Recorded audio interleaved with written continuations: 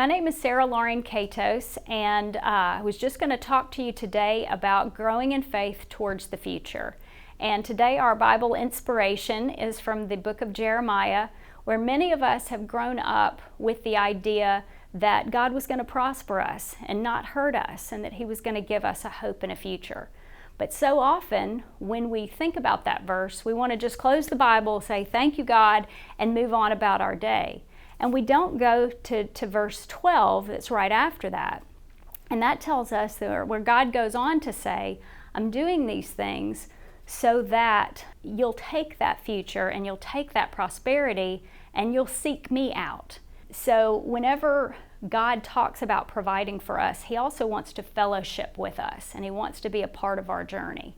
And it made me think back to a photograph, and I'm going to ask that the photograph be shared. And it's of the Billy Scott Sunday school class in front of the church. And my grandmother used to laugh at me whenever I would look at that picture, and I would see that the church windows were open. And it was just something I had never really experienced in my lifetime, the even idea that the windows would open.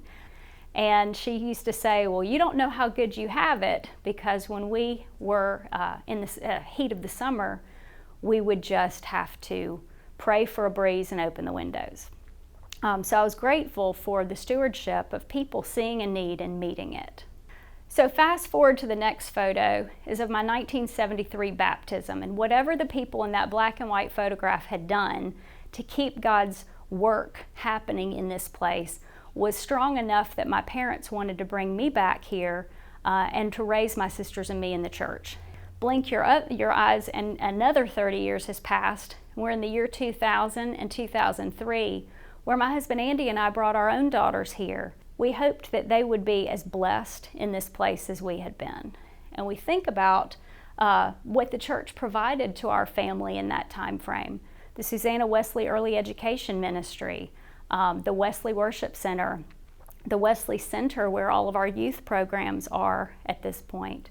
And what that allowed us to do was to have discovery weekends and family retreats and Wednesday night classes and all of the things that helped our family during our children's foundations, and then now that they're growing to adulthood.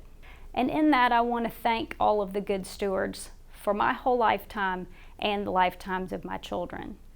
So in 2022, we have to think about what we're going to do and how we're going to use our blessings and our prosperity to bless others and to glorify God.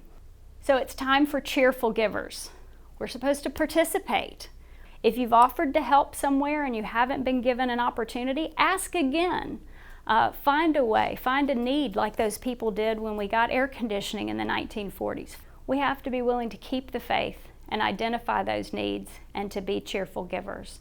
And maybe if we do the things that God has asked us to do, He'll hear us and He will protect our future.